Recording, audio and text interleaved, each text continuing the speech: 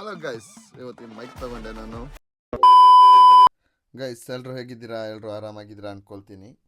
ನಾನು ತುಂಬ ದಿವಸ ಆಗಿತ್ತು ವೀಡಿಯೋ ಮಾಡದಿರೋಕ್ಕೆ ರೀಸನ್ ಇದೆ. ಅದೇನಂದರೆ ವೀಡಿಯೋ ಮಾಡಲಿಕ್ಕೆ ಮೇಯ್ನಾಗಿ ಬೇಕು ನಮಗೆ ಒಂದು ಮೈಕು. ಯಾಕಂದರೆ ಸೌಂಡ್ ಕ್ಲಾರಿಟಿ ತುಂಬ ಮುಖ್ಯ ಆಗಿರುತ್ತೆ ವ್ಲಾಗ್ನಲ್ಲಿ. ಅದಕ್ಕೆ ನಾನು ಮೈಕ್ ಆರ್ಡ್ರ್ ಮಾಡಿದ್ದೆ, ಅದು ಇವತ್ತು ಬಂದಿತ್ತು. ಅದನ್ನೇ ತಗೊಳ್ಳುವ ಅಂತ ಇಲ್ಲಿ ಬಂದೆ.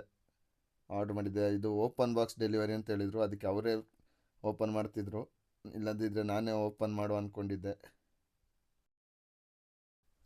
ಆಮೇಲೆ ಅವರೇ ನೀಟಾಗಿ ಓಪನ್ ಎಲ್ಲ ಮಾಡಿಬಿಟ್ಟು ಅದರದ್ದೊಂದು ಫೋಟೋಸು ತಗೊಂಡ್ರು.